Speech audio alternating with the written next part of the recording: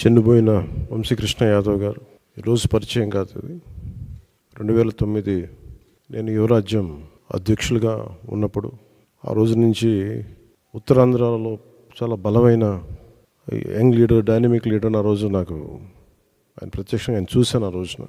So యువరాజ్యంలో ఆయనకి ఆ రోజున ఆయన ఆహ్వానించడం జరిగింది. కోఇన్సిడెంటల్గా మళ్ళీ 2009 తర్వాత మళ్ళీ 2023లో ఎమ్మెల్సీ అభ్యర్థిగా ఉండి కూడా మనస్ఫూర్తిగా ఈ రోజున జనసేన పార్టీలోకి వచ్చినందుకు మనస్ఫూర్తిగా శ్రీ చెన్నుబోయిన వంశీకృష్ణ యాదవ్ గారిని మనస్ఫూర్తిగా ఆహ్వానిస్తున్నాను. వారితో పాటు పార్టీలోకి వచ్చిన మీ నలుగురికి కూడా ప్రత్యేకించి నా హృదయపూర్వక ఆహ్వానం పలుకుతూ ఉన్నాను. నేను 2009 నుంచి వీరిని చూస్తూ ఉన్నాను. చాలామంది ఆ రోజుల్లో ఇంక్లూడింగ్ తెలంగాణలో కూడా చాలామంది యువరాజ్యంలో ఉన్న వ్యక్తులు చాలామంది కీలకమైన నాయకులు అయ్యారు ఈ రోజున, అటు తెలంగాణలోనూ ఇటు ఆంధ్రాలో. సో ఆ కోవకు చెందిన శ్రీ వంశీకృష్ణ యాదవ్ గారు మనస్ఫూర్తిగా మళ్ళీ ఇంకొకసారి రావటం, ఇందాక ఆయన అన్నట్టుగా తిరిగి సొంత ఇంటికి నేను వచ్చినట్టుగా ఉందంటే మనస్ఫూర్తిగా నేను అదే దృష్టితో చూస్తూ ఉన్నాను. ఇది అలాగే ఆయన వచ్చిన విధానం నాకు చాలా నచ్చింది. ఏ సమస్యల మీద ఇవన్నీ ప్రస్తావించకుండా భావజాలం ఇది మరింతగా ఆకట్టుకుంది. ఆయన పార్టీలోకి రాకముందు జరిగిన చర్చల మీద నేను అర్థం చేసుకుంది. వైఎస్ఆర్సీపీ పాలన గురించి వీటి గురించి ఏమి కాకుండా నేను ప్రత్యేకించి ఇంతకుముందు ఎట్లాగైతే ఆకర్షితున్నాయి నేను 2009లో వచ్చాను. అది కూడా చాలా స్వల్ప తేడాతో ఓడిపోయారు విశాఖ తూర్పు నియోజకవర్గం నుంచి. 2014 కూడా అదే పరిస్థితి. కానీ పోటాపోటీగా మళ్ళీ ఎమ్మెల్సీ ఎన్నికల్లో పోటీ పడి గెలిచి ఆ విజయం మరి ఇలాంటి బలమైన నాయకుడిని జనసేనకి మనస్ఫూర్తిగా ఇష్టపడి వచ్చినందుకు ఇంకొక మారు మనస్ఫూర్తిగా ధన్యవాదాలు తెలుపుకుంటూ, ఏ నమ్మకంతో అయితే జనసేనలోకి వచ్చారో మీకు మనస్ఫూర్తిగా నేను వ్యక్తిగతంగా పార్టీ పరంగా భరోసా ఇస్తున్నాను. మీకు అండగా ఉంటాం. మీతో పాటు వచ్చిన మీ అందరికీ కూడా ఈ రోజున కండువాలించిన ప్రతి ఒక్కరు కూడా పేరు పేరున మీరు ఒకళ్ళు ఇద్దరు నాకు ఖచ్చితంగా యువరాజ్యంలో చేశారని అనుకుంటా ఉన్నాను. మీరు చేశారు, దుర్గాప్రసాద్ గారు.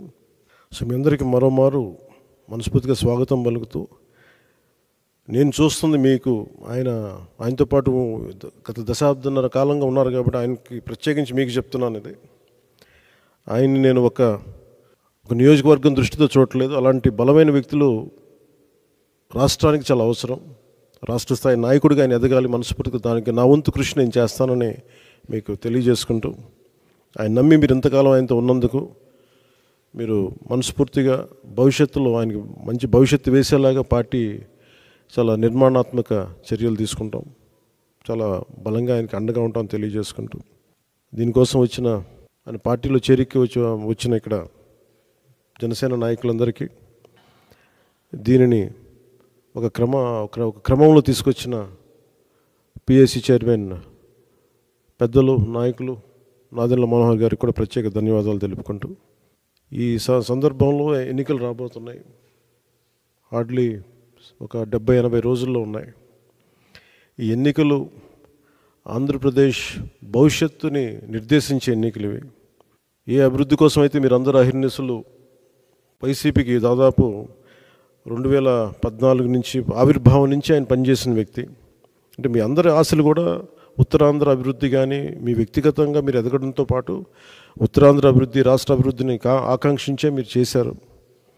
అది ఎంతవరకు జరిగిందనేది మీకు అందరికీ తెలుసు. కానీ మీ ఏ ఉద్దేశం కోసం అయితే మీరు రాజకీయాల్లోకి వచ్చారో, ఏ ఉద్దేశం కోసం అయితే ఒక పార్టీని యువరాజ్యం తర్వాత మళ్ళీ మీరు నమ్ముకొని వైఎస్ఆర్సీపీలోకి వెళ్ళి చాలా అండగా నిలబడిపోయారు. మీరు ఇంత మాత్రం ప్రేమ నమ్మకం చూపిస్తే దానికి నేను 100 చేసేవాడిని. సో దాన్ని దృష్టిలోనే పెట్టుకోండి. ఇది ప్రత్యేకించి సందర్భంలో చాలా మాట్లాడాలని ఉంది, కానీ ఇంకా సమయం ఉంది, వాటి గురించి మాట్లాడతాను. ఎందుకంటే నాకు ఆంధ్రప్రదేశ్ భవిష్యత్తు చాలా ముఖ్యం. జనసేన చాలా కీలకమైన పాత్ర వహించాలి భవిష్యత్తులో. ఆ కీలకమైన పాత్రలో వంశీకృష్ణ యాదవ్ గారు కూడా చాలా ముఖ్య భూమిక వహించాలి.